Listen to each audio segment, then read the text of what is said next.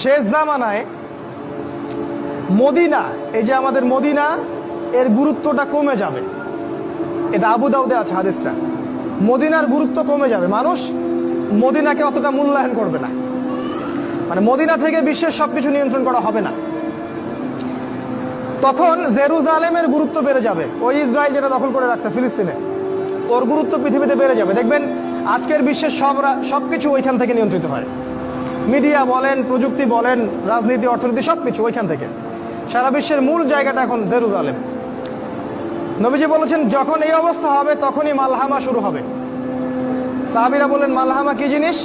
নবীজি বললেন এমন যুদ্ধ যে যুদ্ধে 100 জনের মধ্যে 99টা মানুষ মারা যাবে। 100 জনের মধ্যে 99টা সৈন্য মারা যাবে।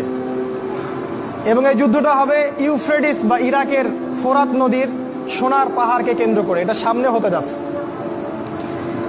এবং এই যুদ্ধটা হবে 80টা দেশের মধ্যে। বিশ্বের 80টা দেশ একত্রিত হয়ে যুদ্ধ করবে সামনে।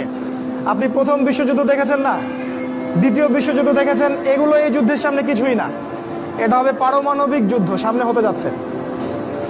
এবং প্রত্যেক দেশ 12,000 করে সৈন্য পাঠাবে এই যুদ্ধে। এরা সবাই মিলে যখন এই যুদ্ধে অংশ নিবে তখন এরা মুসলিমদের উপর ব্যাপক নির্যাতন চালাবে। সামনে হতে যাচ্ছে এটা। আগামী 5, 10, 15 বছরের মধ্যে আল্লাহ ভালো জানেন। আল্লাহ ভালো জানেন, আমাদের অনুমান 10 বছরের মধ্যে হতে পারে, 5 বছরের মধ্যে হতে পারে। নবীজি বলেছেন এই সময়, এই যুদ্ধের শেষের দিকে আল্লাহ পাক মুসলিমদের ত্রাণকর্তা হিসেবে একজনকে পাঠাবেন, যার নাম হবে ইমামুল মাহদি, যিনি মদিনা থেকে আসবেন।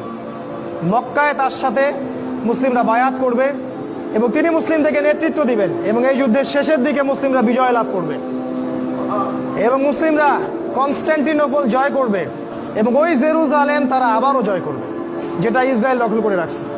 এবং সেই জেরুজালেম থেকে ইসলামী খেলাফত আবারও প্রতিষ্ঠিত হবে।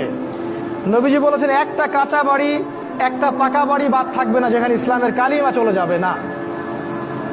পৃথিবীর জনসংখ্যা কমে আসবে।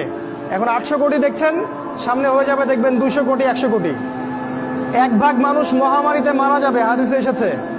1 ভাগ মানুষ দুর্ভিক্ষে মারা যাবে, আর 1 ভাগ মানুষ এই মালহামায় মারা যাবে। অল্প কিছু মানুষ বেঁচে থাকবে। মুহূর্তে একটা দেশ ধ্বংস হয়ে যাবে যখন পারমাণবিক যুদ্ধ শুরু হবে। আমরা তো এখনো স্বপ্ন দেখছি 2050, 60, 3000 বছরে, তাই না? দেখেন সামনে কি হয়, অপেক্ষা করতে থাকেন। এরপর খেলাফা কায়েম হবে এবং এই খেলাফতটাকে প্রতিবন্ধকতা সৃষ্টি করবে ইহুদিরা। ইহুদিদের নেতা হিসেবে বের হবে দাজ্জাল এবং এই দাজ্জাল ইহুদিদেরকে নিয়ে